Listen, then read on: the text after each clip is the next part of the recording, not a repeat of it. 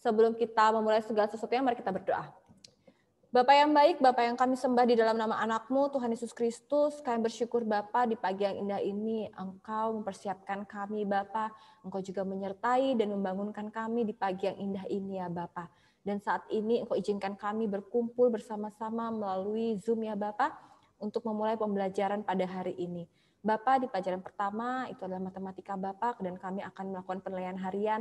Kiranya Bapa, Engkau membuat segala sesuatunya agar kami mengingat segala materi yang akan kami persiapkan pada hari ini ya Bapak, sehingga kami dapat menjawab soal-soal dengan baik dan dengan teliti ya Bapak.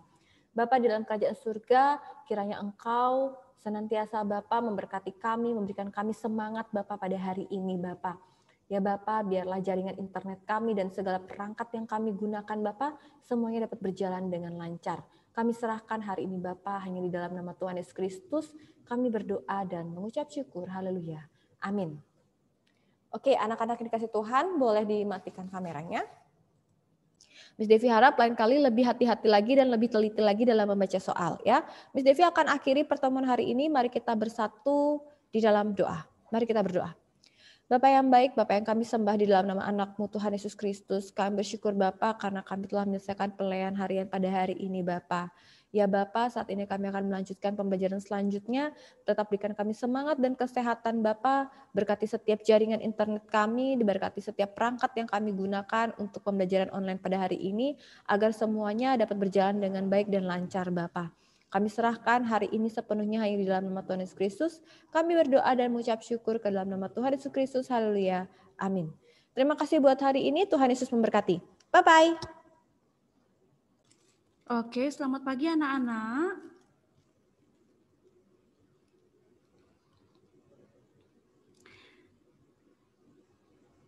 Bisa dengar suaranya Miss Irma? Oke, terima kasih. Oke, sekarang kita akan mulai pembelajaran IPS, namun sebelumnya mari kita berdoa dulu. Tuhan Yesus, terima kasih kami bisa bertemu kembali dalam pembelajaran IPS, meskipun secara online, tapi kami bersyukur kami masih ada dalam keadaan selamat, dan sekarang kami akan memulai pembelajaran IPS. Tolong berkati kami dalam belajar dan mengajar, mampukan kami belajar mengajar dengan baik. Terima kasih Tuhan Yesus, di dalam nama Tuhan Yesus kami berdoa. Amin. Oke, anak-anak silahkan dipersiapkan buku IPS-nya.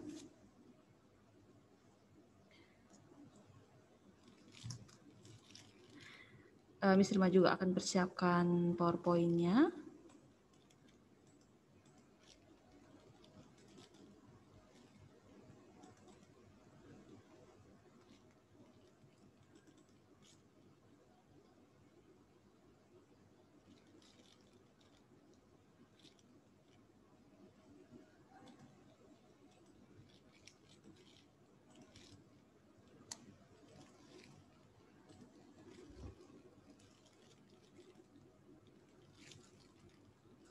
Oke anak-anak, sebelumnya Miss Irma sudah jelaskan mengenai kegiatan produksi dalam kegiatan ekonomi. Perlukah Miss Irma review kembali kegiatan produksi atau Miss Irma langsung saja lanjutkan ke kegiatan distribusi? Gimana anak-anak? Review sedikit, Miss. Review sedikit, oke. Oke, silahkan sambil kalian boleh memperhatikan LKS-nya atau PowerPoint ini. Kita review dulu sedikit mengenai kegiatan ekonomi ya. Nah, sebelumnya Miss Irma sudah jelaskan kegiatan ekonomi itu termasuk di dalamnya kegiatan produksi, distribusi, dan kegiatan konsumsi. Nah, kita mulai dari kegiatan produksi, di mana kegiatan produksi ini merupakan kegiatan menghasilkan atau meningkatkan nilai guna barang dan jasa. Melalui kegiatan produksi, nilai guna suatu barang dan jasa akan bertambah. Nilai guna barang dan jasa dikelompokkan menjadi beberapa nilai guna ya. Jadi yang pertama ada nilai guna dasar, di mana nilai guna dasar ini merupakan nilai guna barang yang bertambah jika digunakan sebagai bahan baku produksi. Kalau nilai guna bentuk, nilai guna barang akan berubah apabila bentuknya dirubah. Lalu ada nilai guna tempat, bertambahnya nilai suatu barang apabila tempatnya dipindahkan. Itu misalnya sudah jelaskan juga masing-masing. Lalu ada nilai guna waktu. Nilai guna waktu ini merupakan nilai guna suatu barang akan bertambah apabila digunakan pada waktu yang tepat. Ya, itu nilai guna waktu. Lalu ada juga nilai guna kepemilikan. Jadi nilai guna kepemilikan ini merupakan nilai guna suatu barang akan bertambah apabila dimiliki oleh orang yang tepat. Itu nilai guna kepemilikan. Kemudian ada juga nilai guna pelayanan. Nilai guna suatu barang akan bertambah apabila dimiliki oleh orang yang ini orang yang tepat, ini salah ya. Nilai guna pelayanan ini nilai guna di mana nilai suatu barang dan jasa nilai gunanya akan bertambah apabila menggunakan jasa tertentu. Itu nilai guna pelayanan ya. Lalu ada beberapa hal yang dipertimbangkan oleh produsen dalam dia melakukan kegiatan produksi. Yang pertama, apa atau what. Jadi berkaitan dengan barang apa yang akan dihasilkan. Lalu yang kedua, how atau bagaimana. Ini berkaitan dengan penentuan teknik produksi, bagaimana memproduksi barang tersebut agar efektif dan efisien. Lalu yang ketiga ada for whom, untuk siapa. Ini berkaitan dengan penentuan produk yang dihasilkan, sehingga jenis produk yang dihasilkan mudah diterima oleh masyarakat. Untuk siapa produk tersebut diproduksi? Ya, target pasarnya siapa? Itu for whom. Lalu ada juga berikutnya faktor produksi dalam proses produksi. Yang pertama ada faktor produksi alam, ini merupakan faktor produksi yang disediakan oleh alam seperti tanah, bahan tambang, air, iklim, dan tenaga alam. Kemudian berikutnya ada faktor produksi tenaga kerja. Nah, faktor produksi tenaga kerja ini merupakan sumber daya manusia, di mana sumber daya manusia dapat digunakan kemampuannya dalam memproduksi suatu barang dan jasa. Jadi tenaga kerja itu dapat juga dikelompokkan dia menjadi tenaga kerja terdidik, tenaga kerja terlatih, dan tenaga kerja tidak terdidik dan tidak terlatih. Kalau tenaga kerja terdidik, itu tenaga kerja yang harus atau yang wajib mengikuti atau menempuh pendidikan sebelum dia menjadi tenaga kerja atau sebelum dia bertugas sesuai profesinya. Ya. Kemudian tenaga kerja terlatih, tenaga kerja yang mengikuti pelatihan terlebih dahulu atau dilatih terlebih dahulu sebelum dia melaksanakan tugasnya sesuai profesinya. Lalu ada juga tenaga kerja tidak terdidik dan tidak terlatih, di mana tenaga kerja yang tidak memerlukan pendidikan atau pelatihan tertentu sebelum dia melaksanakan tugasnya sesuai profesinya. Itu perbedaan tenaga kerja dan pengelompokan tenaga kerja. Sudah. Berikutnya faktor produksi modal. Jadi modal ini merupakan segala sesuatu yang digunakan untuk memperlancar proses produksi dalam menambah atau menghasilkan suatu barang dan jasa. Nah, sumber daya modal juga dikelompokkan menjadi modal uang, modal barang, itu menurut wujudnya. Kalau menurut bentuknya ada modal nyata, modal abstrak. Kalau menurut sumbernya ada modal sendiri dan modal pinjaman atau kredit. Menurut sifatnya ada modal tetap dan modal lancar. Lalu ada faktor kewirausahaan.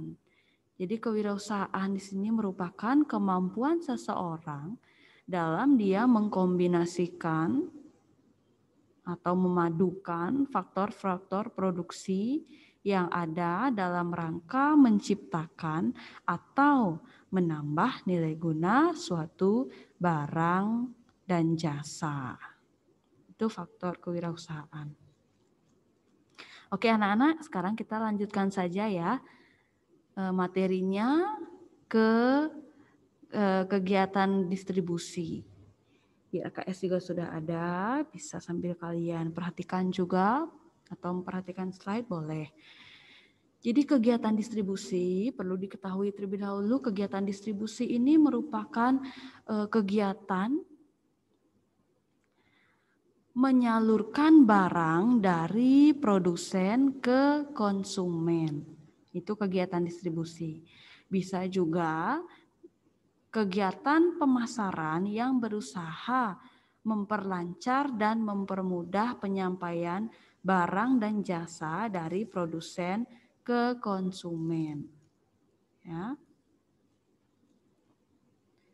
Kegiatan distribusi dapat dilakukan secara langsung ataupun perantara. Nah, kalau kegiatan distribusi ini ada pengelompokannya atau dijabarkan juga. Yang pertama distribusi langsung, itu jenis-jenisnya berbeda.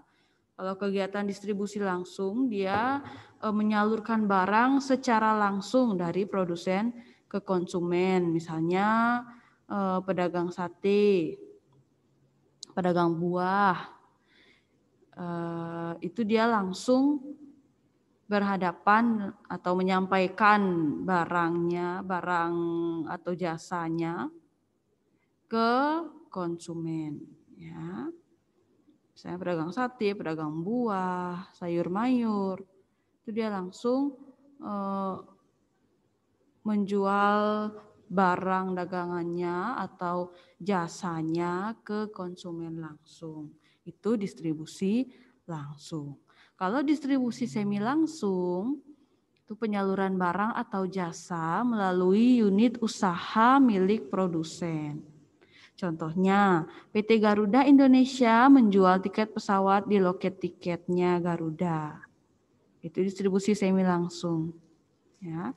Lalu ada distribusi tidak langsung. Kalau distribusi tidak langsung, ini merupakan proses penyaluran barang atau jasa melalui lembaga perantara atau penyalur. Ya, kalau ini yang tidak langsung, misalnya Pak Dharma merupakan produsen baju. Dia menitipkan produknya di toko-toko yang ada, toko-toko baju yang ada. Jadi itu tidak langsung karena dia menitipkan, karena dia tidak langsung berhadapan dengan konsumen. Ya, itu distribusi tidak langsung. Dia melalui perantara. Oke. Berikutnya kita langsung saja kegiatan konsumsi. Kalau kegiatan konsumsi ini merupakan kegiatan menghabiskan atau mengurangi nilai guna barang atau jasa. Ya, kita makan sehari-hari itu namanya kegiatan konsumsi. Kita menggunakan kuota misalnya itu kegiatan konsumsi. Ya. Kegiatan konsumsi ini bertujuan memenuhi kebutuhan hidup dalam rangka menjaga kelangsungan hidup. Kegiatan konsumsi dilakukan rumah tangga keluarga, rumah tangga perusahaan, dan negara. Jadi semua melakukan kegiatan konsumsi. Nah, kegiatan konsumsi di rumah tangga keluarga itu kegiatan konsumsi rumah tangga untuk memenuhi kebutuhan sendiri. Kalau kegiatan konsumsi rumah tangga perusahaan, itu kegiatan konsumsi rumah tangga untuk menghasilkan barang produksi. Ya, karena dia di perusahaan. Lalu kegiatan konsumsi rumah tangga negara, ini merupakan kegiatan konsumsi rumah tangga untuk memenuhi kebutuhan rakyat. Jadi cakupannya lebih luas. Kalau yang rumah tangga keluarga, ini intern di keluarga saja. Kalau rumah tangga perusahaan, ini dia masing-masing perusahaan menghasilkan barang produksi, dia memproduksi suatu barang atau jasa. Kalau rumah tangga negara, ini peruntukannya untuk kebutuhan rakyat. Ya, itu perbedaannya. Nah, sampai di sini sudah ngerti atau ada yang mau ditanyakan terlebih dahulu? Atau ada yang belum paham penjelasannya Miss Irma? Miss Irma berikan kesempatan bagi yang mau bertanya, silahkan.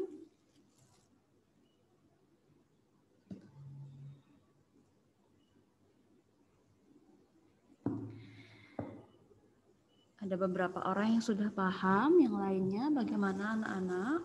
Adakah yang mau ditanyakan dulu? Miss Irma minta reaksinya sekali lagi yang sudah mengerti. Siapa saja? 1, 2, 3, 4, 5, 6, 7, 8, 9.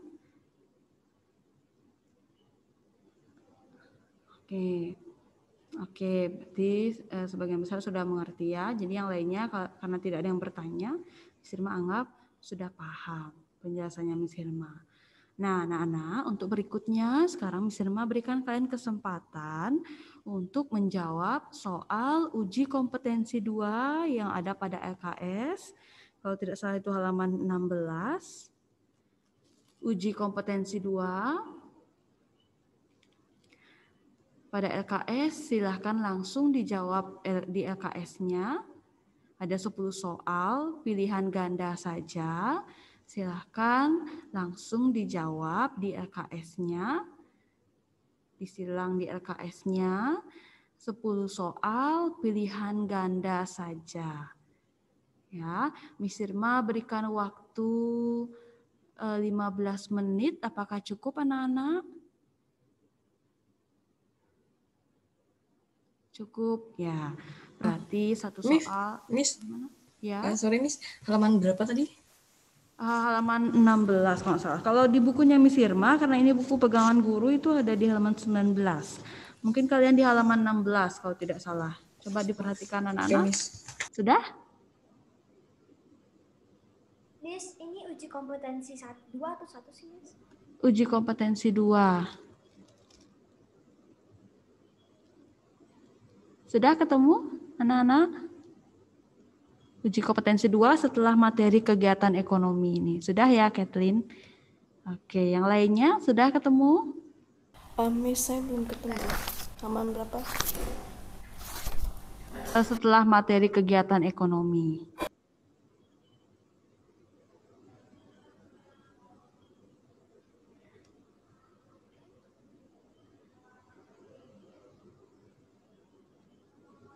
Sudah ketemu anak-anak?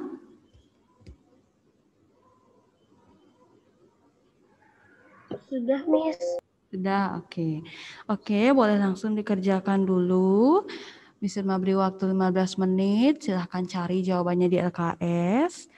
Kerjakan 10 soal saja, pilihan ganda saja, langsung pada LKS. Nanti kita akan bahas bersama ya. Oke, silahkan kerjakan dulu anak-anak. Sampai ketemu di jam 9.45 atau jam 10 kurang 15 menit. Oke.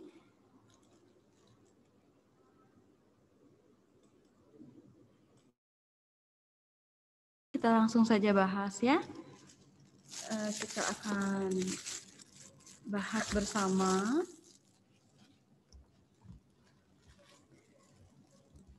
Silahkan kalian boleh sambil periksa jawaban kalian.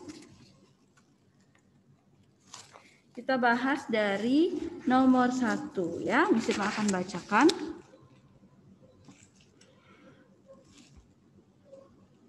Perdagangan internasional membuka peluang bagi industri kecil dalam negeri melakukan kegiatan ekspor. Sebagai contoh, Pak Wayan mengekspor kap lampu yang terbuat dari barang bekas ke pasar Eropa dan Jepang. Kegiatan produksi yang dilakukan Pak Wayan akan menambah nilai guna suatu barang. Nilai guna barang tersebut termasuk nomor 1, B. Nilai guna bentuk, karena Pak Wayan mengubah barang bekas, mengolahnya atau merubah bentuknya menjadi kap lampu.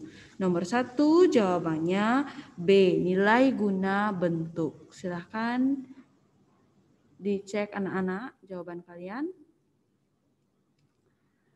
Kita lanjut nomor 2.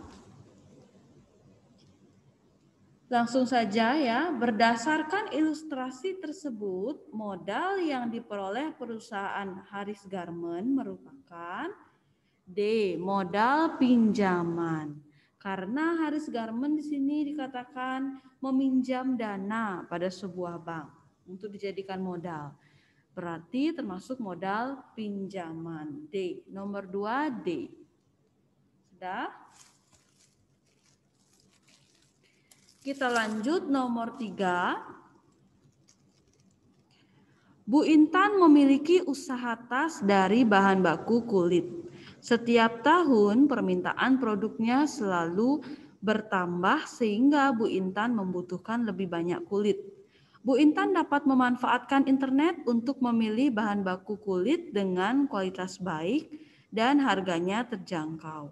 Berdasarkan pernyataan tersebut, kemudahan yang diperoleh produsen dengan adanya internet dalam kegiatan ekonomi adalah D. Mempermudah mendapatkan bahan baku atau faktor produksi. Nomor 3 jawabannya D. Sudah? Kita lanjutkan nomor 4. Salah satu masalah yang dihadapi negara berkembang adalah kualitas sumber daya manusia yang rendah. Faktor tersebut menyebabkan kualitas barang atau jasa yang dihasilkan juga rendah. Cara paling tepat untuk memecahkan permasalahan ekonomi tersebut adalah C. Memberikan magang atau pelatihan kepada tenaga kerja. Nomor 4 jawabannya C.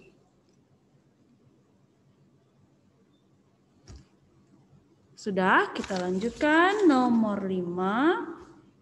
Kita langsung saja.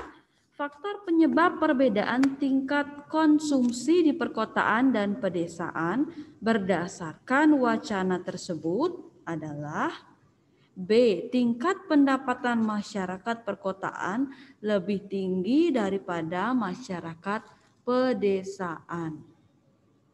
Nomor 5 jawabannya B. Sudah? Kita lanjutkan nomor 6. Kegiatan konsumsi dilakukan oleh rumah tangga keluarga, rumah tangga perusahaan, dan rumah tangga negara. Contoh kegiatan konsumsi yang dilakukan rumah tangga pemerintah adalah C. Membangun jembatan antar daerah untuk mempermudah distribusi kebutuhan pokok. Nomor 6 jawabannya C. Karena dia membangun jembatan itu peruntukannya untuk masyarakat atau rakyat. Ya, nomor 6 jawabannya C. Sudah? Bisa dilanjutkan anak-anak? Oke. Sekarang kita lanjutkan nomor 7. Tenaga kerja seperti tampak pada gambar termasuk tenaga kerja yang bagaimana. Nomor 7, tenaga kerja B, terdidik.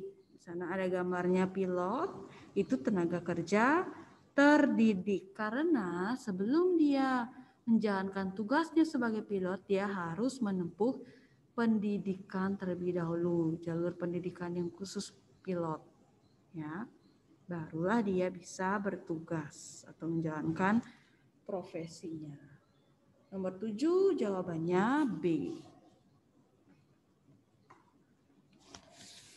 Sudah, nomor 8. Di satu sisi, daerah Wonosari, Gunung Kidul, Yogyakarta memiliki banyak pantai yang indah.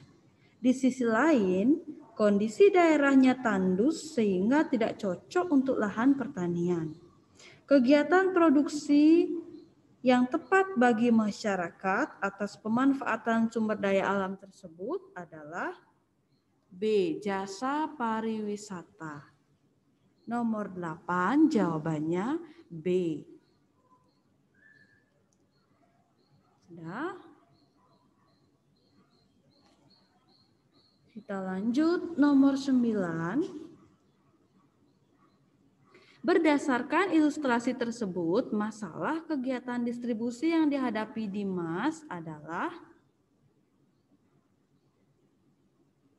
D. Penyaluran barang dari produsen kepada konsumen tidak tepat. Nomor 9 jawabannya D.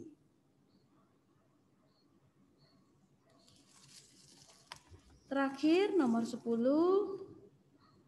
Pak Dodi seorang produsen batik tulis. Produksinya ditunjukkan untuk masyarakat kalangan menengah ke atas. Permasalahan ekonomi yang dihadapi Pak Dodi ditunjukkan dengan pertanyaan D, for whom, untuk siapa? Ya, karena di sini dikatakan produknya Pak Dodi batik tulis itu ditujukan untuk masyarakat kalangan menengah ke atas. Ditujukan kepada siapa? Berarti jawabannya D. Nomor 10 jawabannya D, for whom. Sudah, anak-anak?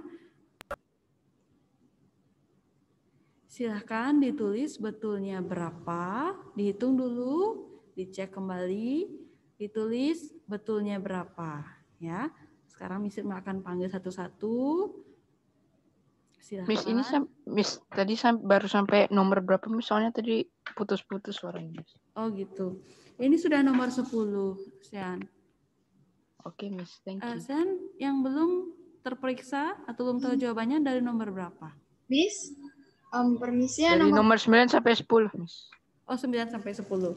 Sebentar ya, Bianca. Nomor 9 jawabannya D, nomor 10 jawabannya D. Sudah, Sian? Sudah Miss. Oke, gimana Bianca?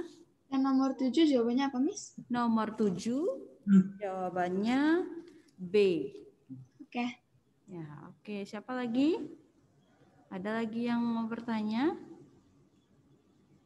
Kalau tidak, silahkan dihitung betulnya berapa. Sekarang Miss Irma akan tanyakan satu-satu, kalian betulnya berapa ya.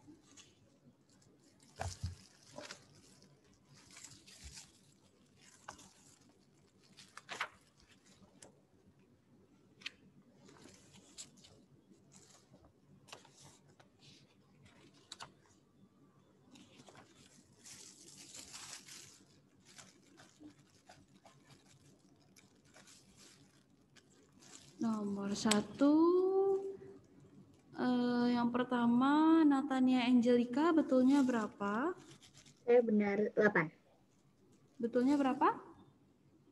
8. 8, oke, terima kasih.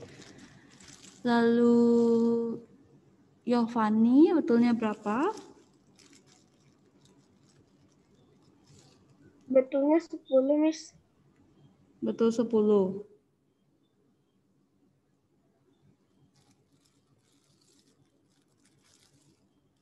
Kemudian Bianca Violeta. Bianca Violet. Betul 10, Miss. 10, oke.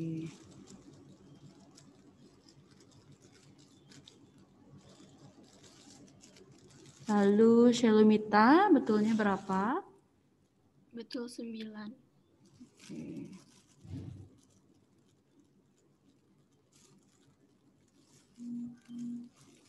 Kemudian Andrea Caroline. Betulnya 9, Miss. Oke. Lalu Fitri, betulnya berapa? Betul 10, Miss. Oke. Yesaya. Betul 8, Miss. Oke. Gifford. Benar 9. Ya. Lalu Fiona. Benar 9. Oke. Satwika. Saya benar 9, Miss. Oke. Bianca Angelica.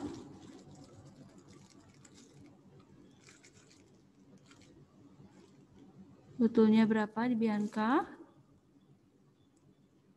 Bianca Angelica. Oh ya, oke. Noah, betulnya berapa Noah?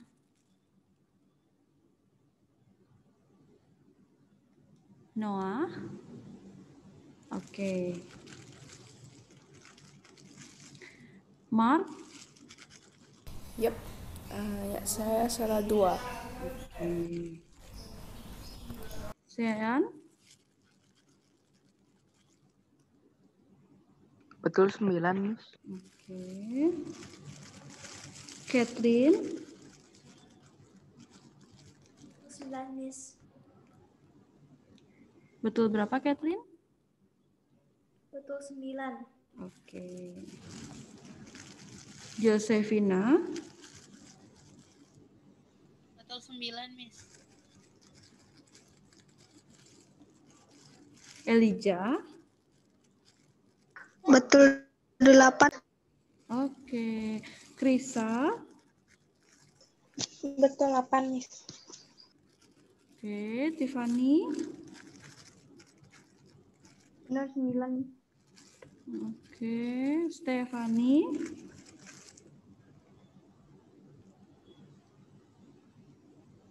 Stephanie.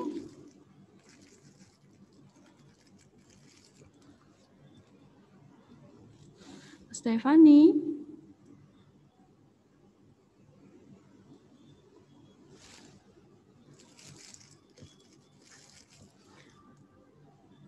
Selain Stephanie, ada yang belum Miss Irma panggil namanya?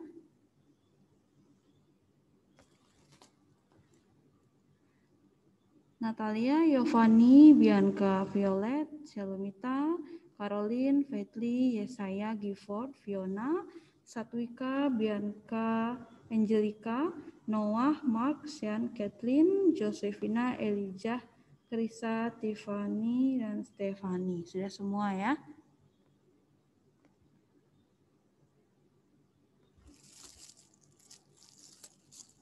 Oke anak-anak, terima kasih.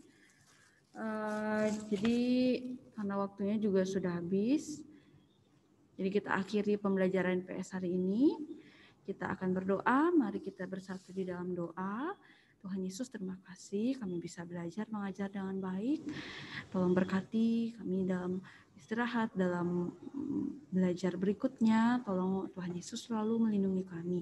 Terima kasih Tuhan Yesus, di dalam nama Tuhan Yesus selalu ya, amin. Oke anak-anak, terima kasih sudah mengikuti pembelajaran hari ini dengan baik. Kita akan bertemu kembali dalam pembelajaran IPS di hari Senin ya, lewat Zoom juga. Terima kasih anak-anak, selamat istirahat dan mengikuti pembelajaran berikutnya. Terima kasih, Tuhan Yesus memberkati. Dadah.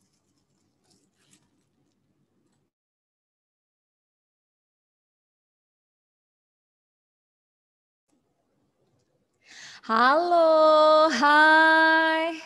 Halo anak-anakku kelas 7B. Apa kabar kalian semuanya? Miss Yani harap kalian selalu dalam keadaan sehat. Halo Tania, halo El, halo Bianca, Kathleen, ya, Shalomita, halo Krisa, Yesaya, halo. Hai Yovani, kabar baik nak, terima kasih. Halo Yusufina, iya.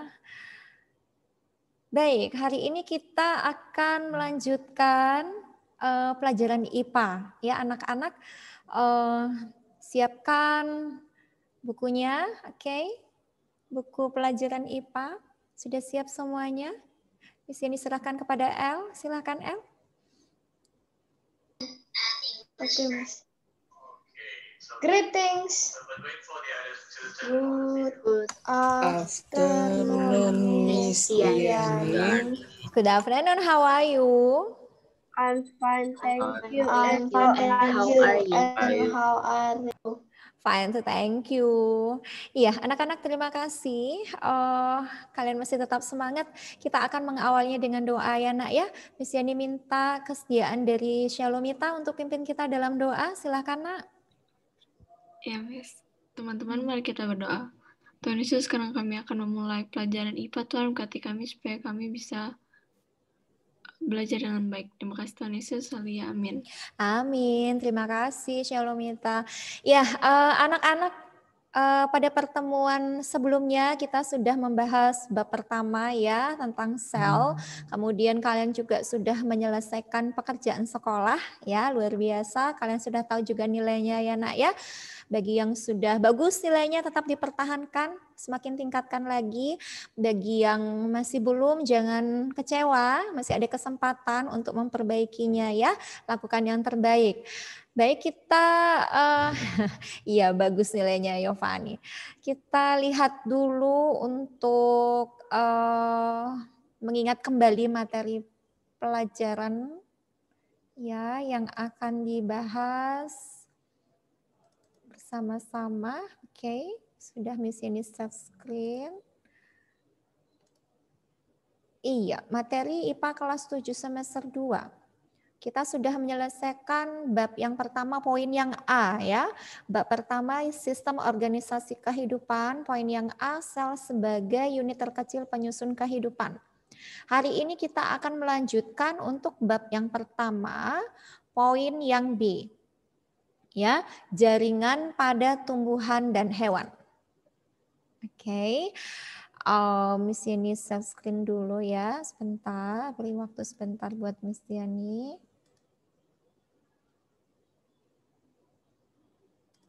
Oke.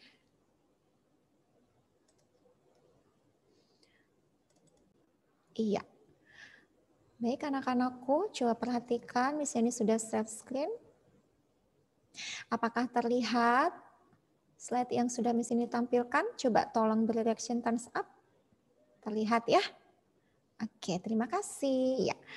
Ya, anak-anak, bagi anak-anakku yang membutuhkan PowerPoint ini, ingin melihat kembali nanti ya, mengulangi saat belajar, kalian bisa melihatnya di Moodle ya.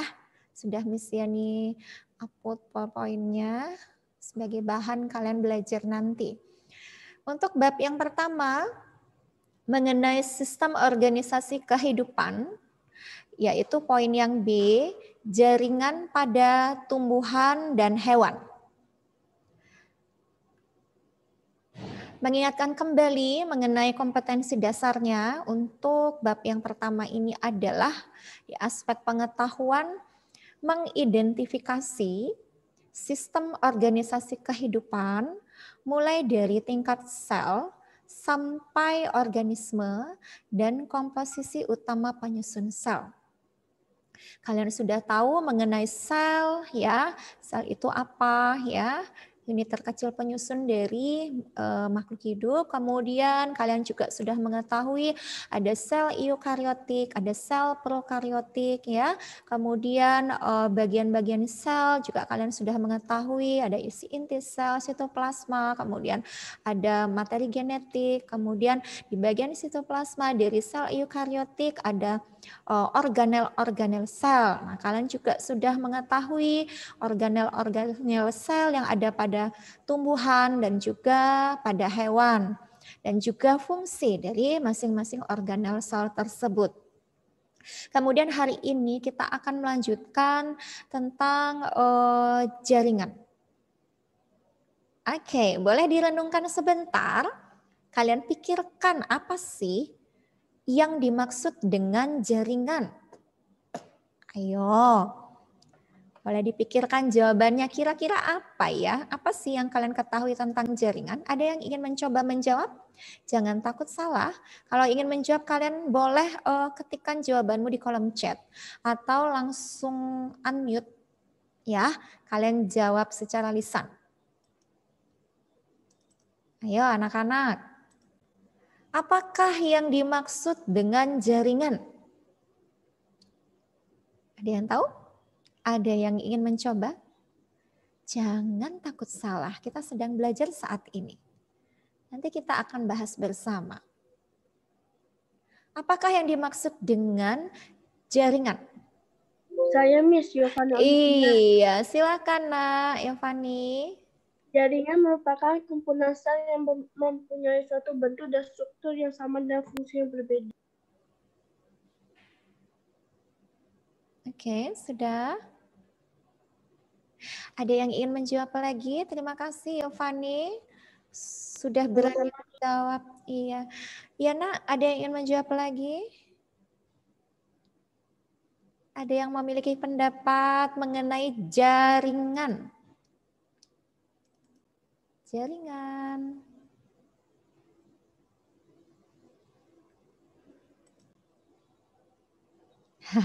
Masih memikirkan apa ya? Baik, terima kasih Yovani untuk responnya ya. Mengenai jaringan. Ya, jaringan merupakan sebentar.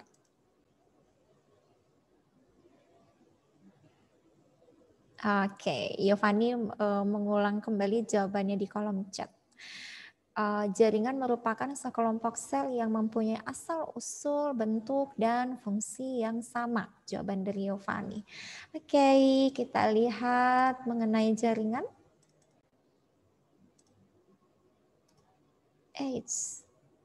Ya, Yovani sudah menjawab. Terima kasih Yovani. Baik, jaringan merupakan sekelompok sel mempunyai asal-usul yang sama, mempunyai bentuk yang sama, mempunyai fungsi yang sama. Kalau kita perhatikan, kalian sudah mengetahui bentuk dari sel pada hewan. Kalian juga sudah mengetahui bentuk dari sel tumbuhan. Perbedaan antara sel hewan dan sel tumbuhan juga kalian sudah mengetahuinya. Nah, urutannya adalah dari sel terlebih dahulu, kemudian ada jaringan, kemudian ada organ, kemudian sistem organ, dan pada akhirnya sampai ke organisme. Nah, dari jaringan yang unit terkecil tersebut, penyusun makhluk hidup, kumpulan dari beberapa sel, ya, jadi ada kelompok sel, ya, lebih dari satu sel, ya, yang mempunyai asal usul, bentuk, dan fungsi yang sama, ya, kelompok sel itu akan membentuk jaringan. Ya, jadi jaringan merupakan sekelompok sel. Sel yang mempunyai asal usul, bentuk, dan fungsi yang sama itu merupakan jaringan. Oke, betul jawabannya Yovani. Terima kasih Yovani. Baik, kita lanjutkan. Di awal tadi sudah disebutkan untuk subbab pada hari ini yang kita pelajari adalah jaringan tumbuhan dan hewan. Jadi kita mau belajar tentang jaringan tumbuhan terlebih dahulu ya anak-anak ya. Setelah itu baru jaringan hewan. Nah, pada jaringan tumbuhan ya dari sekelompok sel yang membentuk jaringan itu, kalau kita perhatian bagian tumbuhan ya, ada beberapa organ dari tumbuhan, kemudian di organ tumbuhan itu terbentuk karena sekelompok jaringan ya. Dari jaringan tersebut ada kumpulan sel. Nah, jaringan tumbuhan itu dikelompokkan menjadi dua. Yaitu yang pertama disebut dengan jaringan meristem. Yang kedua adalah jaringan permanen. Oke, bisa diingatkan kembali. Pada tumbuhan, jaringan dikelompokkan menjadi dua, yaitu jaringan meristem dan jaringan permanen. Kita akan membahasnya satu persatu.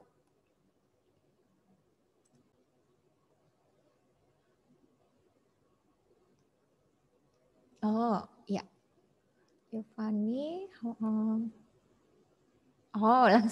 Yovani langsung menuliskan tentang jaringan meristem. Oke, terima kasih Yovani. Iya, belajar bersama-sama ya. Baik, sebelum dilanjutkan, kita perhatikan dulu gambar berikut. Ada gambar A dan gambar B. Ini adalah gambar dari jaringan tumbuhan. Diperoleh dari gambar yang A terlebih dahulu. Kita perhatikan. Untuk gambar yang A ini adalah gambar dari anatomi batang tumbuhan. Ya, di situ tersusun atas beberapa jaringan. Oke, jadi kalau melihat anatomi bagian batang tumbuhan, kita lihat bagian dalam dari batang tumbuhan tersebut. Ya, akan tampak jaringan. Nah, ini sangat kecil, tetapi bisa terlihat seperti ini, seperti pada gambar, karena pada saat dilakukan sayatan, setipis mungkin, ya, diletakkan sayatan itu pada kaca preparat, lalu diamati dengan menggunakan mikroskop. Akan tampak seperti gambar berikut. Nah, di sini tampak banyak sekali nama jaringan-jaringannya. Tapi kok tadi dikelompokkan cuma dua ya, Miss? Mungkin ada pertanyaan seperti itu. Yaitu jaringan pada tumbuhan, jaringan yang pertama jaringan meristem, yang kedua jaringan permanen. Nah, kalau diperhatikan di gambar yang B, ya, ini ada bentuk-bentuk dari jaringan, ya, jaringan meristem, kemudian jaringan yang lain. Nah, jaringan yang lain ini seperti epidermis, sklerenkim, parenkim, phloem, kolenkim, dan xilem. Ini termasuk jaringan permanen. Ya, bisa dipahami ya. Perhatikan gambarnya. Oke, jadi kelompok jaringan pada tumbuhan ada dua. Jaringan meristem dan jaringan permanen. Berikut ini gambarnya ya. Ini ada yang bagian yang B, ada gambar jaringan meristem seperti ini gambarnya ya. Kemudian apakah itu jaringan meristem? Ya, tadi Yovani sempat mengetikkan di kolom chat untuk pengertian jaringan meristem. Nah, jaringan meristem ini merupakan jaringan yang dindingnya tipis dan selalu membelah. Karena dinding yang tipis dan selalu membelah, maka kita dapat melihat tumbuhan itu semakin bertumbuh, bertambah tinggi, bertambah ukurannya, ya. Karena fungsi dari jaringan meristem ini adalah untuk pertumbuhan. Oh, itu awalnya tumbuhan itu tidak setinggi sekarang, tapi kenapa ya bertambah tinggi dari hari ke hari? Karena adanya suatu jaringan yang selalu membelah. Adanya jaringan yang membelah ini yaitu jaringan meristem yang menunjukkan bahwa tumbuhan itu bertumbuh dan berkembang. Jadi fungsi jaringan meristem adalah untuk pertumbuhan. Kalau kita perhatikan bagian akar dari tumbuhan, dia akan semakin memanjang mengarah ke pusat bumi. Ya, karena apa? Di bagian ujung akar tumbuhan itu terdapat jaringan meristem. Jaringan meristem yang selalu aktif membelah. Sehingga ujung akar pada tumbuhan mengalami pertumbuhan semakin memanjang, arahnya menuju ke pusat bumi untuk mengambil sathara yang ada di dalam tanah, untuk menyerap air, garam-garam mineral. Ya, nah ini adalah pertanda bahwa ujung akar ini mengalami pertumbuhan. Semakin panjang ujung akar tersebut, maka ujung akar itu mengalami pertumbuhan karena adanya jaringan meristem. Kemudian jaringan meristem juga dapat ditemukan pada ujung batang tumbuhan. Di bagian ujung batang tumbuhan kita akan melihat tumbuhan itu akan semakin bertambah tinggi. Dari ujung-ujungnya itu terlihat bakal dari terbentuknya daun, ya, maka bakal terbentuknya tunas dari bagian-bagian ujung-ujung batang, ya, semakin bertumbuh dan berkembang karena adanya jaringan meristem yang aktif membelah. Kemudian pada lembaga akan ditemukan adanya pertumbuhan pada bagian lembaga karena adanya jaringan meristem. Pada bagian kambium ini dapat kita jumpai pada bagian batang tumbuhan dikotil seperti contohnya tumbuhan jambu. Seperti contoh yang lain tumbuhan mangga. Kalau kita perhatikan bagian batangnya akan mengalami pertumbuhan semakin membesar dan bercabang karena adanya kambium. Ya, dalam kambium ini ada jaringan meristem yang aktif membelah sehingga batang pada tumbuhan dikotil akan semakin membesar dan akhirnya bercabang. Oke, demikian mengenai jaringan meristem. Kembali mesti diingatkan, jaringan meristem ini merupakan jaringan yang aktif membelah, selalu membelah, ya, berdinding tipis. Fungsinya untuk pertumbuhan dapat ditemukan pada bagian ujung akar tumbuhan, ujung batang, lembaga, dan kambium. Baik, kita lanjutkan. Iya. Kita lihat bagan berikut ini mengenai jaringan tumbuhan. Ya. Iya, terima kasih. Yovani, iya. Kita lanjutkan ya. Ya, jaringan tumbuhan yang kedua adalah jaringan permanen. Nah, jaringan permanen ini tersusun atas A. Jaringan epidermis, B. Jaringan parenkim, C. Jaringan penguat, D. Jaringan pengangkut. Nah, jadi kalau kalian melihat bagian gambar tadi, kok banyak Miss ada jaringan-jaringannya? Iya, betul sekali. Tapi kelompok jaringan itu ada dua. Yang banyak jaringan tadi yang termasuk epidermis, parenkim, penguat, pengangkut itu termasuk ke dalam kelompok jaringan permanen. Ya, jaringan yang sifatnya permanen. Beda dengan meristem. Kalau meristem dia merupakan jaringan yang selalu membelah karena fungsinya sebagai pertumbuhan. Ya, silakan Stephanie. Ya. Oke. Nah, kalau jaringan permanen, kita akan bahas satu persatu dimulai dari jaringan epidermis. Nah, jaringan epidermis terdiri atas selapis sel hidup yang berbentuk pipih, tersusun rapat, dan terletak di permukaan tubuh tumbuhan. Epidermis itu letaknya pada bagian terluar. Ya, kalau kita perhatikan bagian batang tumbuhan itu ada epidermisnya, bagian terluar, jaringan yang paling luar.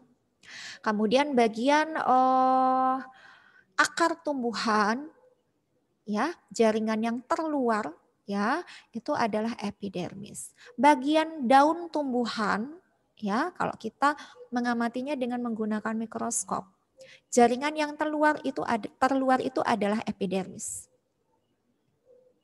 Di seluruh permukaan tumbuhan, di seluruh permukaan tubuh tumbuhan, bagian terluarnya adalah jaringan epidermis. Adapun fungsi dari jaringan epidermis ini adalah sebagai pelindung jaringan yang ada di bawahnya. Melindungi dari apa? Melindungi dari kerusakan mekanis. Melindungi dari apa? Melindungi dari kekeringan. Jadi dengan adanya jaringan epidermis tersebut, maka jaringan-jaringan yang ada di bawahnya tidak akan mengalami kekeringan. Ya, dan juga tidak akan mengalami kerusakan mekanis karena sudah dilindungi oleh jaringan epidermis.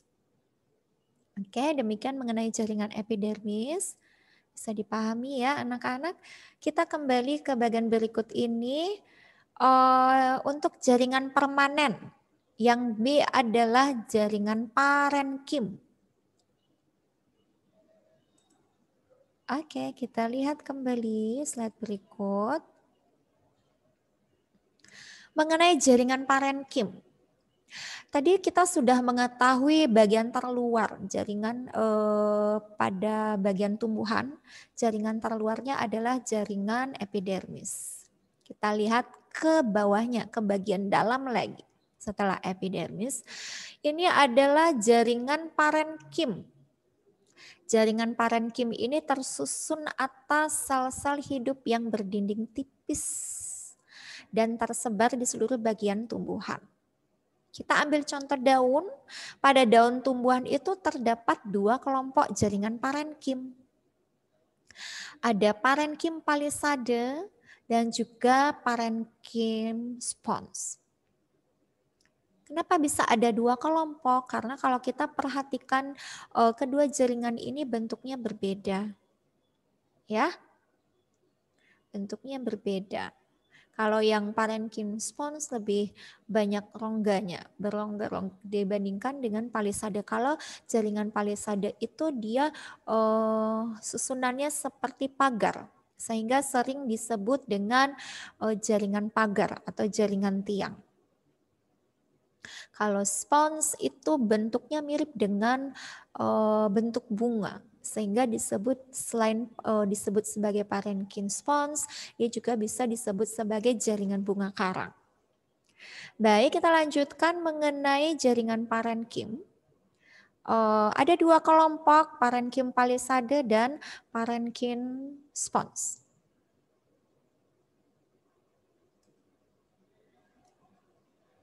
Ya, parenkim palisade sering disebut dengan parenkim pagar atau jaringan tiang. Ya, pada jaringan ini terdapat banyak klorofil. Kalian sudah tahu fungsi dari klorofil ya saat kita mempelajari organel sel yang ada pada sel tumbuhan. Adanya klorofil. Klorofil ini adalah zat warna hijau daun, di mana klorofil ini dapat menyerap cahaya matahari. Sehingga karena pada parenkim palisade ini banyak terdapat klorofil, sehingga maka fungsi dari parenkim palisade ini adalah sebagai tempat fotosintesis. Ya, kayak anak-anak ya. Kemudian bagaimana dengan parenkim spons? Parenkim spons yang juga sering disebut dengan parenkim bunga karang. Kalau diperhatikan parenkim spons ini memiliki lebih sedikit kloroplas dibandingkan parenkim palisade. Kalau dilihat bentuknya juga ya, kalau yang parenkim palisade tersusun rapat seperti susunan pagar, ya. Kalau spons lebih banyak rongganya, ya. Nah, karena lebih sedikit kloroplas, maka parenkim spons ini tidak seperti parenkim palisade. Memang dia memiliki kloroplas juga, bisa terjadi proses fotosintesis pada bagian tersebut. Tetapi klorofil itu lebih banyak terdapat pada parenkim palisade. Ya, sehingga lebih sering proses fotosintesis itu terjadi di palisade. Ya. Nah, di parenkim spons ini selain berfungsi untuk fotosintesis, parenkim spons juga berfungsi sebagai tempat penyimpanan hasil fotosintesis untuk sementara waktu. Nah, jadi pada saat terjadi proses fotosintesis pada bagian daun, ya, tepatnya terletak di jaringan palisade, ya. Kemudian hasil fotosintesis itu akan dialirkan menuju ke parenchyma spons. Di parenchyma spons itu terjadi tempat penyimpanan hasil fotosintesis untuk sementara. Kemudian di bagian parenchyma spons juga terjadi proses fotosintesis dan hasilnya disimpan untuk sementara waktu di bagian parenchyma spons. Nah, ingat kembali kloroplas fungsinya untuk mengubah energi cahaya menjadi energi kimia. Ya, jadi proses fotosintesis menggunakan karbon dioksida dan juga H2O, ya. Kemudian klorofil menyerap cahaya matahari, terjadi proses fotosintesis sehingga dihasilkanlah C6H12O6, ya, yang dikonsumsi oleh tumbuhan dan juga makhluk hidup yang lain. Kalau hewan, pada hewan herbivora mengkonsumsi tumbuh-tumbuhan, dan manusia juga mengkonsumsi buah dan juga daun untuk sayuran, ya. Nah, kemudian dihasilkan juga dari proses fotosintesis itu berupa oksigen. Oksigen digunakan oleh tumbuhan untuk proses respirasi dan juga digunakan oleh makhluk hidup yang lainnya seperti hewan dan manusia untuk proses respirasi. Oke, anak-anakku, kita lanjutkan ya. Nah, berikut ini gambar penampang melintang dari jaringan parenkim. Ya, jadi disayat secara melintang pada jaringan tersebut, ya, diamati dengan menggunakan mikroskop akan tampak seperti ini. Mungkin kalian lihat di buku kok beda ya sama di buku ya, Miss. Tergantung dari sayatannya, Nak. Kalau dia disayat secara melintang, ya, disayat secara melintang, set, diamati di bawah mikroskop, dilihat dari atas akan tampak seperti ini. Tetapi kalau dia bagian tersebut disayat secara membujur akan terlihat berbeda. Jadi dilihat dari sisi sampingnya kalau membujur. Ya, oke, kita lanjutkan setelah jaringan parenkim. Untuk jaringan permanen, poin yang C adalah jaringan penguat. Nah, jaringan penguat ini terdiri atas jaringan kolenkim dan jaringan sklerenkim. Mengapa ada dua jaringan penguat ini? Karena dilihat dari penebalan pada dinding selnya. Pada bagian dinding sel dari jaringan penguat, ada yang mengalami penebalan secara tidak merata, ada yang mengalami penebalan secara merata. Nah, yang mengalami penebalan secara tidak merata adalah jaringan kolenkim. Sedangkan yang mengalami penebalan secara merata adalah sklerenkim. Ya, jadi jaringan kolenkim merupakan jaringan yang dinding selnya mengalami penebalan dari selulosa secara tidak merata. Penebalan dari selulosa, ada selulosanya pada dinding sel dari jaringan kolenkim tersebut. Kemudian kalau jaringan sklerenkim ini jaringan yang dinding selnya mengalami penebalan dari lignin secara merata. Itu perbedaannya ya. Yang kolenkim penebalannya dari selulosa dan penebalannya itu tidak merata. Sedangkan sklerenkim penebalan dari lignin. Ya, jadi dinding selnya mengalami penebalan secara merata. Ini mengenai jaringan penguat. Oke, anak-anak, kita lanjutkan. Nah, berikut ini adalah gambar penampang membujur kolenkim dan sklerenkim. Tadi sempat misalnya singgung sedikit. Kalau seandainya bagian jaringan itu disayat secara membujur dari atas ke bawah, ya, maka diamatilah bagiannya tersebut terlihat dari samping. Jadi tampak seperti gambar berikut. Ya, ini yang bagian kolenkim, anak-anak. Ini yang sklerenkim. Kolenkim, dinding selnya mengalami penebalan dari selulosa secara tidak merata. Nih ya.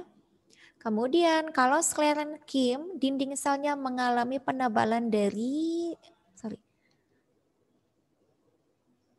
lignin secara merata. Ya, akan tampak seperti gambar berikut. Nah, kalau dilihat gambarnya penampang melintang, ya, jadi sayatannya secara melintang, nih ya, melintang akan tampak seperti berikut. Kolenkim, dilihat penebalan dinding selnya berbeda dengan sklerenkim. Penebalan dinding selnya. Kalau kolenkim, penebalan dinding selnya dari, misalnya ulangi lagi, selulosa secara tidak merata. Kalau sklerenkim, penebalannya dari lignin secara merata. Nih ya, untuk penebalannya mereka mengalami perbedaan. Baik, kita lanjutkan mengenai jaringan permanen. Yang D adalah jaringan pengangkut. Nah, anak-anak, ada jaringan pengangkut di dalam tubuh tumbuhan. Jaringan pengangkut ini ada 2. Jaringan pengangkut berupa xilem dan floem. Fungsi xilem mengangkut air dan garam-garam mineral dari akar ke daun. Sedangkan fungsi floem mengangkut hasil fotosintesis atau zat makanan dari daun ke seluruh tubuh.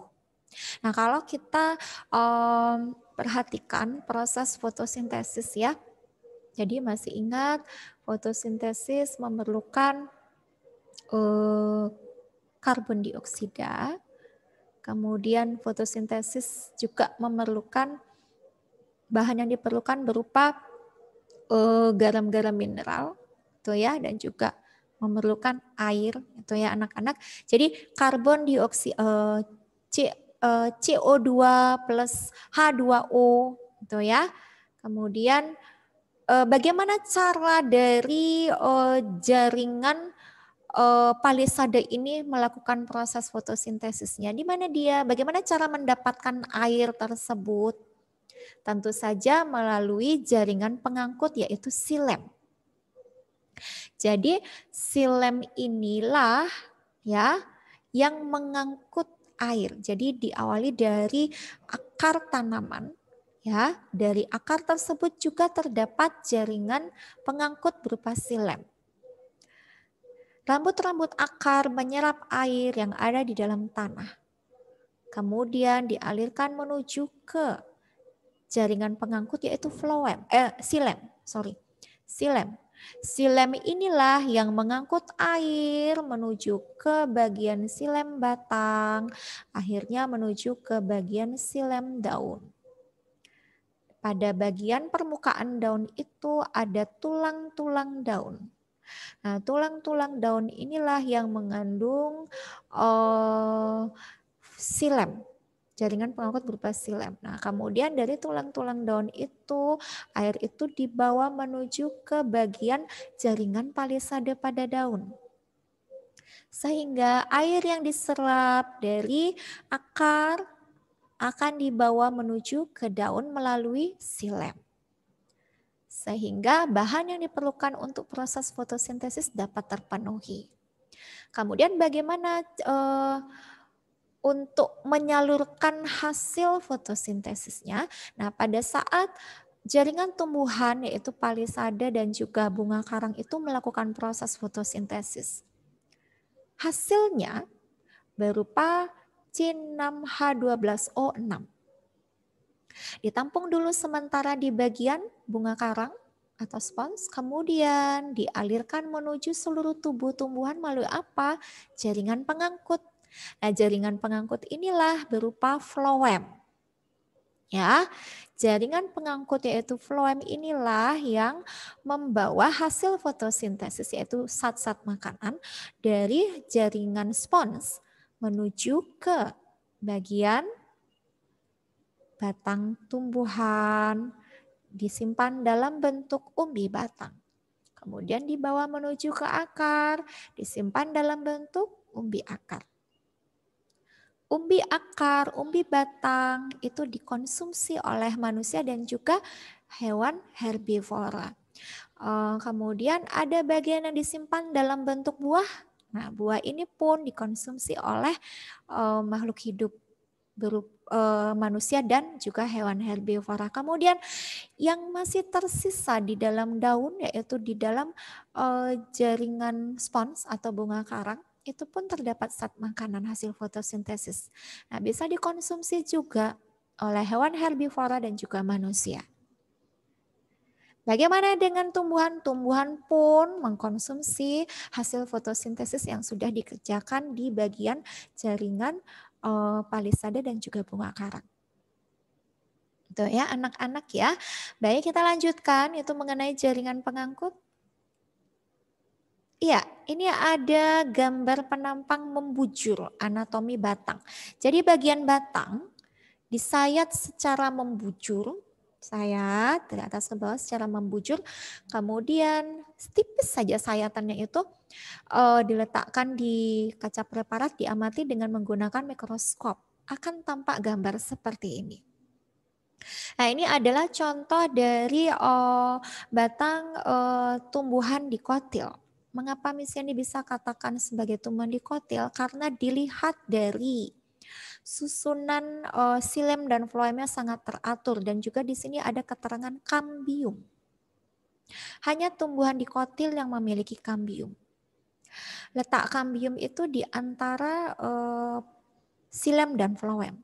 Nah, ini terlihat xilemnya epidermis. Nah, jaringan epidermis adalah yang terluar ya anak-anak ya. Ingat kembali fungsinya adalah melindungi jaringan yang ada di bawahnya. Kemudian di sini ada xilem dan floem. Kemudian diperbesarnya ada tanda panah. Xilem, bagian xilem. Ada bagian tanda panah ke atas. Ini maksudnya adalah xilem ini yang menyalurkan air, hara, garam-garam mineral dari tanah menuju ke daun. Nih ya.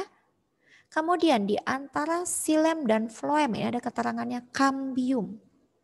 Ini ya, kambium ini terletak di antara xilem dan floem.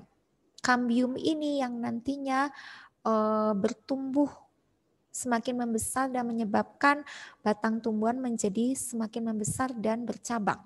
Nah, dari kambium ini terdapat jaringan apa? Masih ingat? Dari stem ya, yang aktif membelah, sel-selnya aktif membelah.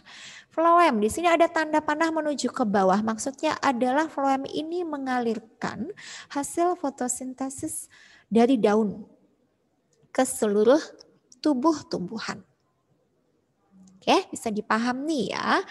Demikian mengenai jaringan pengangkut.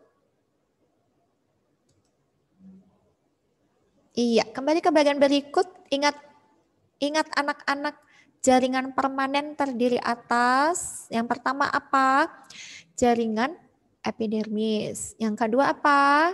Jaringan parenkim. Yang ketiga apa? Jaringan penguat. Yang keempat apa? Jaringan pengangkut. Baik, hari ini kita lihat dulu anatomi daun. Supaya lebih jelas mengenai jaringan. Tidak hanya membayangkan saja. Gimana ya? Abstrak sekali, Miss. Iya, karena dia sangat kecil. Dan harus dilihat dengan menggunakan mikroskop. Miss Yani bisa bantu dengan gambar. Baik, kita ambil contoh daun. Kalau kita perhatikan, ya, ini anatomi daun, kita melihat bagian-bagian yang ada di dalam daun ya, anak-anak ya, bagian anatominya. Perhatikan bagian ini ya. Kalau bagian daun ini disayat secara tipis, sayatannya itu pada bagian yang ada tulang daunnya. Ya, bagian yang ada tulang daunnya ini kemudian diamati dengan menggunakan mikroskop. Oke, akan tampak seperti gambar berikut ini. Nah, akan terlihat, oh ini ada jaringan epidermis, ada keterangannya. Nah, epidermis di sini pada gambar anatomi daun ini ada dua bagian, epidermis atas, epidermis bawah. Jadi pada bagian permukaan atas dan juga pada bagian permukaan bawah daun. Ada epidermis atas, epidermis bawah. Kalian ingat urutannya ya. Kemudian di antara epidermis atas dan epidermis bawah ini ada jaringan parenkim. Oke, perhatikan susunan jaringannya. Nah, susunannya rapat seperti pagar, ini parenkim palisade.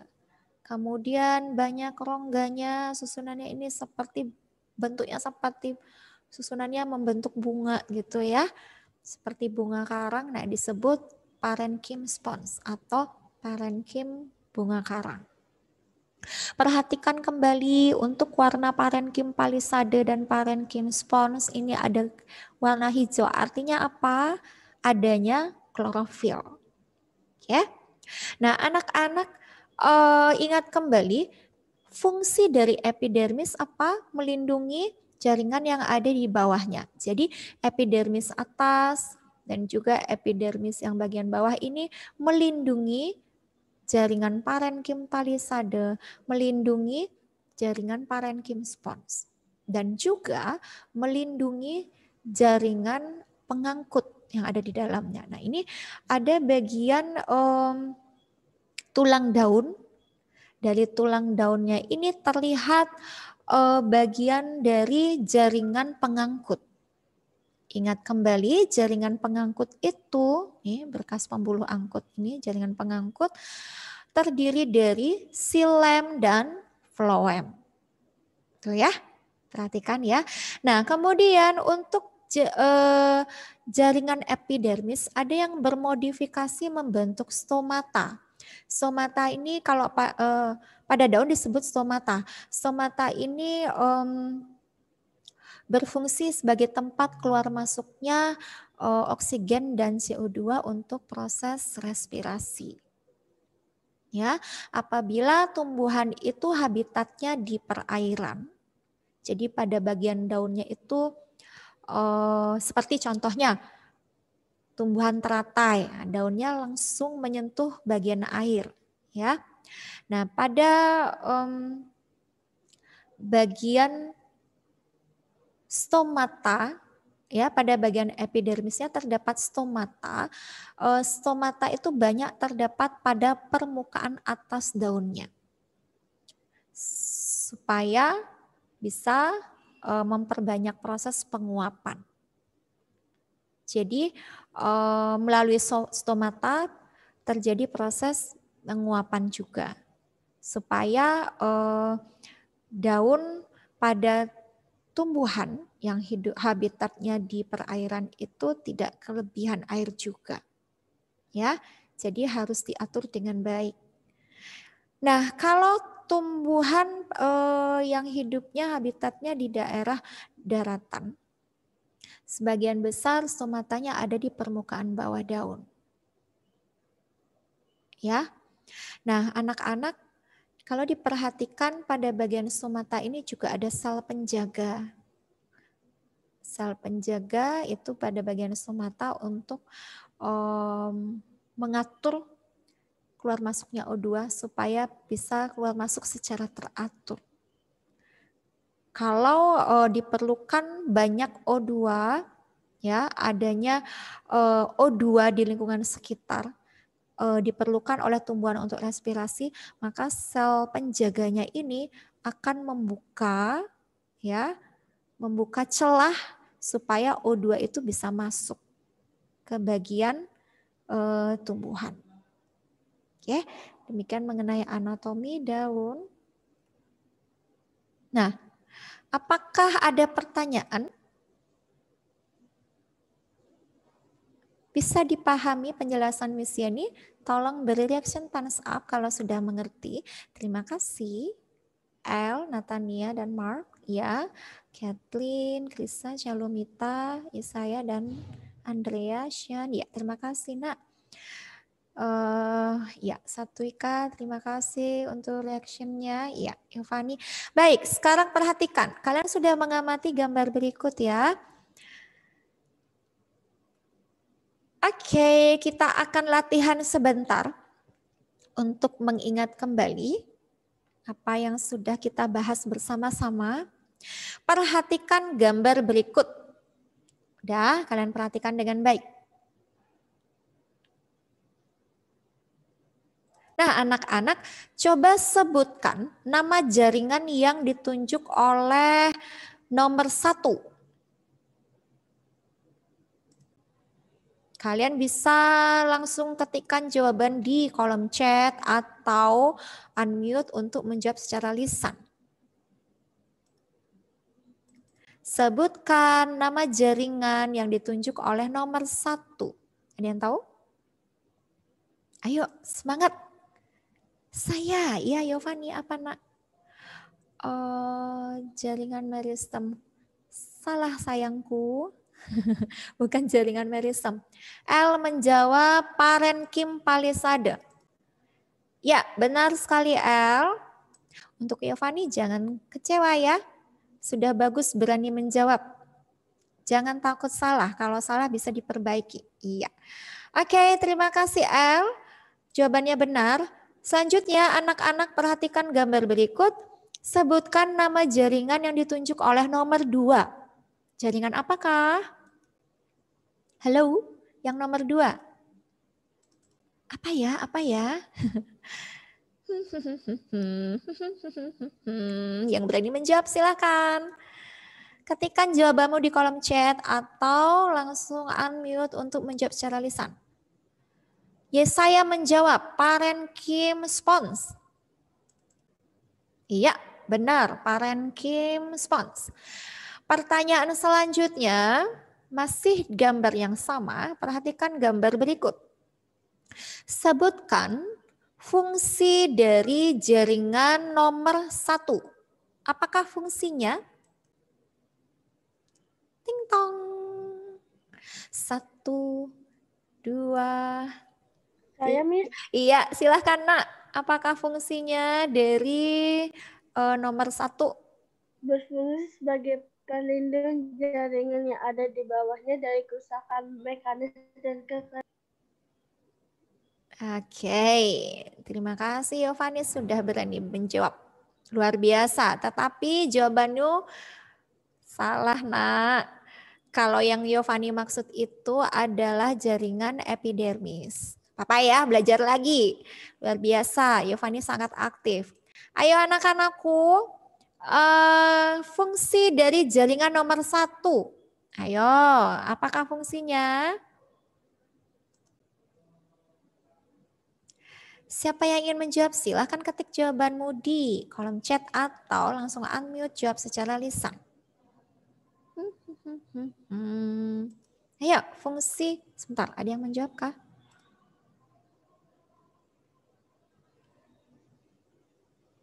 Ya, El, silahkan El. Berfungsi sebagai pelindung jaringan yang ada di bawahnya dari kerusakan mekanis dan kekeringan. Itu adalah jaringan epidermis, fungsi dari jaringan epidermis, nak. Coba diamati dulu. Nomor 1 ini jaringan apa? Ya, El, silahkan El. Jawabanmu El. Oke. El? Nomor 1 ini jaringan apa? Tadi sudah betul jawabannya. Nama jaringannya sudah betul. Sekarang fungsinya.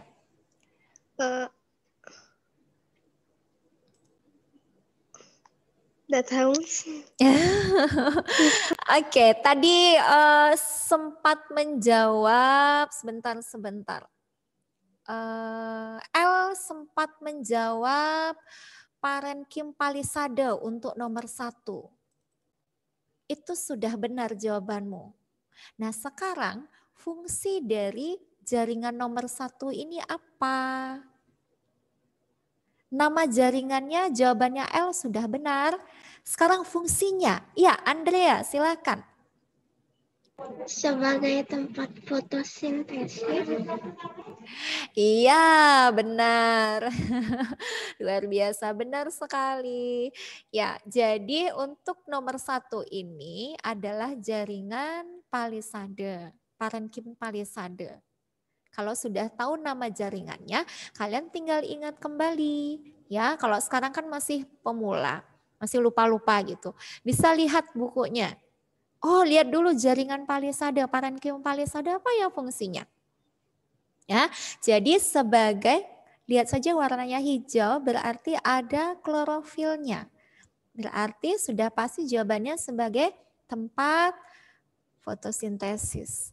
Kalau yang tadi dijawab oleh L dan juga Yovani, melindungi jaringan yang ada di bawahnya, itu adalah fungsi dari jaringan epidermis. Ya, jaringan yang paling luar ini. Pada gambar ini ya. Oke, semangat anak-anakku. Miss Yani sangat senang karena kalian sangat bersemangat dan antusias ya. Baik, selanjutnya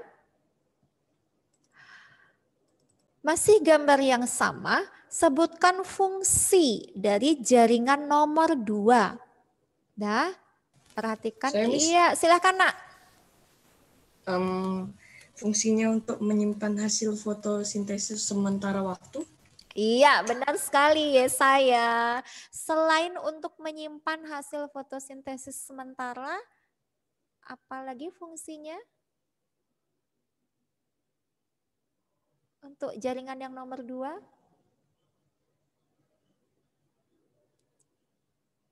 Masih ingat? Perhatikan. Warnanya hijau, berarti mengandung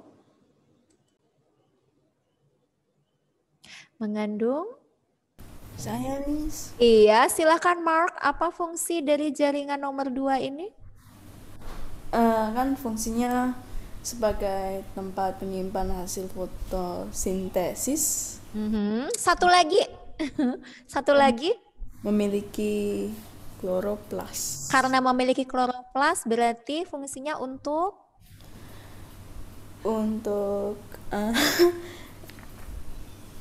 ya untuk membantu dalam fotosintesis. Iya, benar, untuk membantu fotosintesis. Iya, El bagaimana? Waduh, El angkat tangan nih. Apa jawabannya El?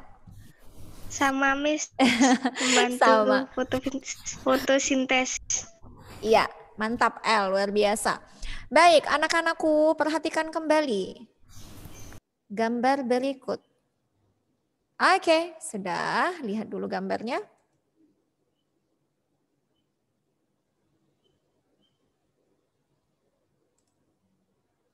Sudah? Jangan sampai terkecoh karena gambarnya berbeda. Kalian harus ingat susunannya. Untuk gambar berikut ini dan gambar yang sebelumnya ini, yang ini adalah gambar yang sama, jaringan yang terdapat pada daun tumbuhan. Kalian ingat urutannya, ya. Dari nomor 1, nomor 2, nomor 3, nomor 4, nomor 5. Lihat juga bentuknya anak-anak. Nah, dipotongnya, disayatnya dari sisi yang mana sehingga tampak seperti gambar berikut. Oke, kalian sudah perhatikan? Nah, coba sebutkan nama jaringan dari nomor 1, 2, 3, 4, 5. Boleh dijawab, kalian mau pilih yang nomor berapa?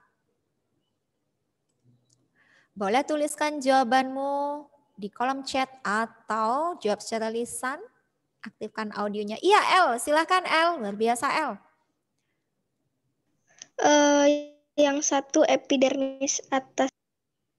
Bagus, epidermis atas. Benar jawabannya El. Ada lagi yang ingin menjawab?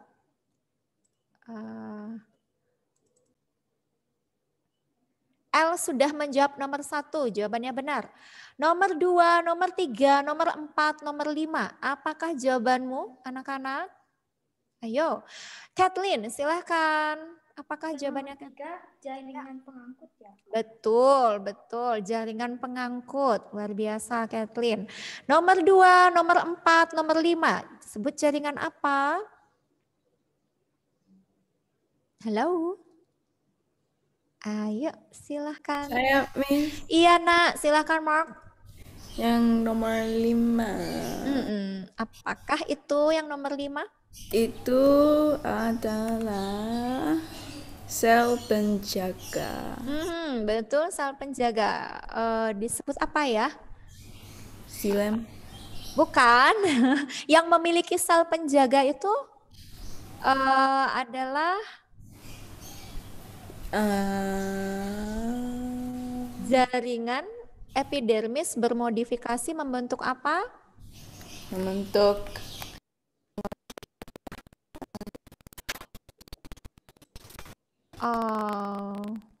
putus-putus, Nak. Maaf.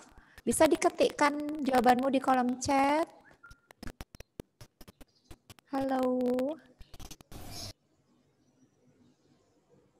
Kalau mengalami kendala dengan audio, ketikkan jawabanmu di kolom chat ya, Nak ya.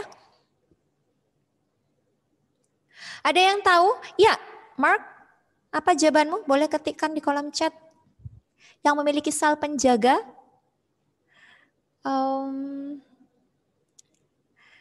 Epidermis bawah mengalami modifikasi membentuk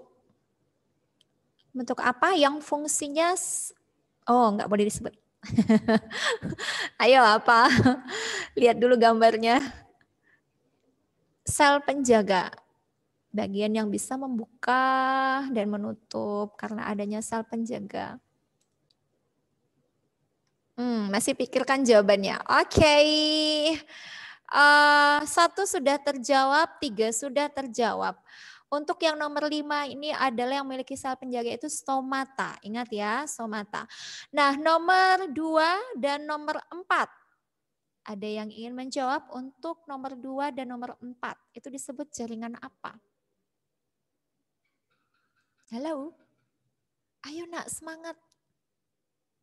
Ya, El. Nomor 2, parenkim palisade. Oke, betul. 1, 2, 3, 5 sudah terjawab. Nomor 2 itu parenkim palisade. Kalau yang nomor 2 parenkim palisade, nomor 4 itu disebut apa? Parenkim spons. Iya, parenkim spons. Ya saya bukan Nak, bukan penguat tetapi parenkim spons. Ya, nomor 4 ini parenkim spons. Ingat anak-anak kita sudah membahas contoh soal ya.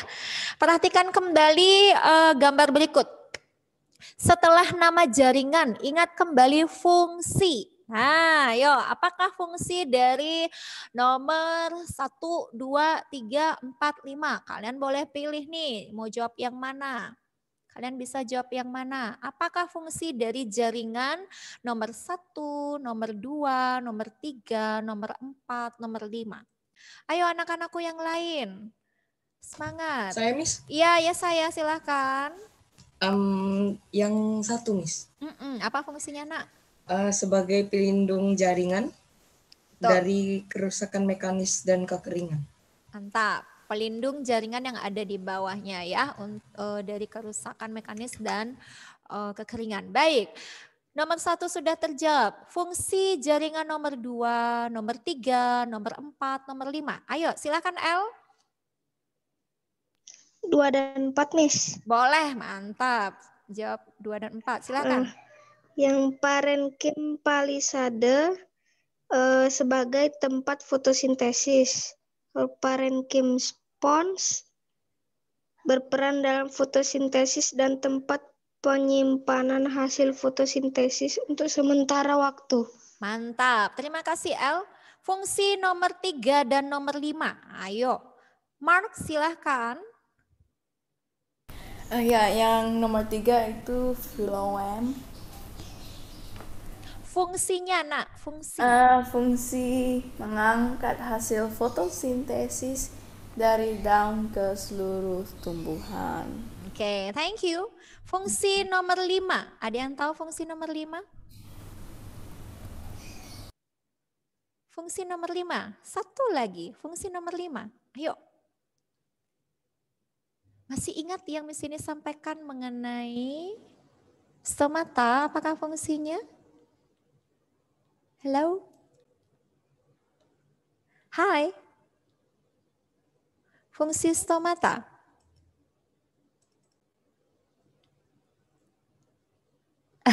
Lupa ya. Oke, fungsi stomata sebagai tempat keluar masuknya O2 dan CO2 pada proses respirasi. Baik anak-anakku. Oke. Terima kasih untuk hari ini ya. Kita mengakhiri pembelajaran IPA mengenai jaringan tumbuhan. Miss Yani harapkan apa yang sudah kita bahas bersama dapat kalian pahami, dapat kalian mengerti ya anak-anak. Apabila kalian masih ingin mempelajarinya kembali, kalian bisa melihatnya di Moodle. Ya anak-anak, sudah Miss Yani upload untuk PowerPoint berikut ini. Have a nice day. God bless you. Ya, thank you for your attention. Baik, kita akhiri dengan doa. Mari kita berdoa. Tuhan, terima kasih buat segala kebaikan Tuhan di dalam kehidupan kami. Terima kasih karena Tuhan sudah menyertai kami sepanjang hari ini. Kami percaya penyertaan-Mu sempurna bagi kami. Kami sudah mengakhiri pembelajaran IPA pada hari ini.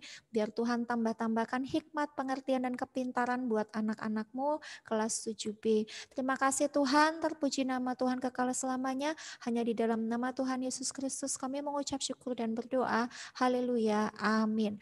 Terima kasih anak-anak. Untuk hari Jumat kita akan melanjutkan mengenai jaringan hewan ya. Miss Yani ingatkan selalu tetap menjaga kesehatan ya, dan tetap semangat. Sampai jumpa. Thank you. God bless you. Bye-bye El. Bye-bye semuanya. Greetings. Oke, thank you. Thank you, Miss Dia. God bless you. You're welcome. God bless you. Bye-bye.